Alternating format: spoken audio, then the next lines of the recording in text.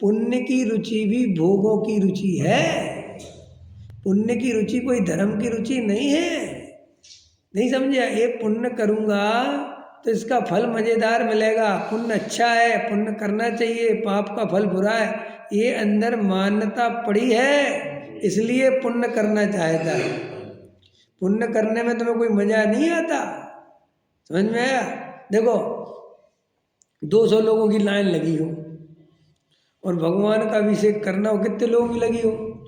200। भयंकर गर्मी हो, अच्छा गर्मी रहने दो, अभी तुम्हें गर्मी का क्यों? ठंड हो, ठंड कड़कड़ाती ठंड हो, और तुमने एक सिंगल धोती पहन रखी हो, बिल्कुल अंदर कप कपा रहे हो, तो वहाँ जो भगवान की वो करनी है तुम्हें अभिषेक, वो अंदर में पुण्य की रुचि के बिना संभव नहीं है। पुण्य है उसका न 200 आदमी लगे क्यों करना भाई साहब। भगवान का प्रक्षाल हो गया बस, ठीक है, हमें क्या है, भगवान की प्रतिमा साफ हो गई, बहुत अच्छी बात है बस।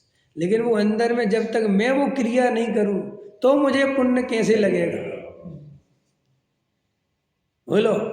क्रिया में वो मान्यता क्या है कि हम अपने हाथ से वो क्रिया करेंगे तो पुण्य लगेगा।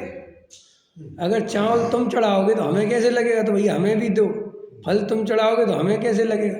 मेरा बस चले तो एक फल से 1000 आदमियों की पूजा करा, कहूँगा ये फल देखो ध्यान से, बस अनुमोदना करो, चढ़ा दो, हो गई 1000 आदमी। एक फल में 1000 आदमी पूजा कर सकता। और फिर तुम्हारी ये भी समस्या मिट जाएगी कि सामग्री किसको दें। नहीं समझ में आया है?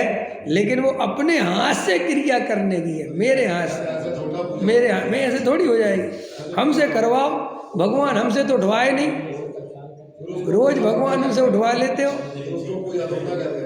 हाँ, रोज उसको भगवान रोज उठा लेते, हमसे तो भगवान उठवा।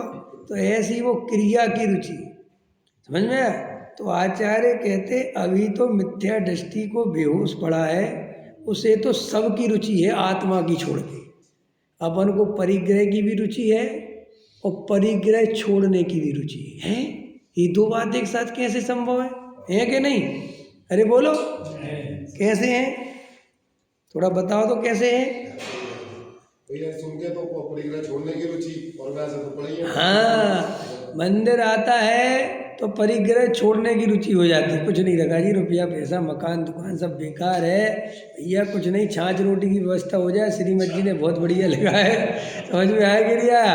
है ना? अरे अब यहाँ एकदम ऐसा हो गया। फिर बाहर जाएगा और थोड़ा पैसे वालों से मिलेगा और वो कहेंगे साहब हमने तो 200 गज में फैक्ट्री थी 500 गज में कर लिया।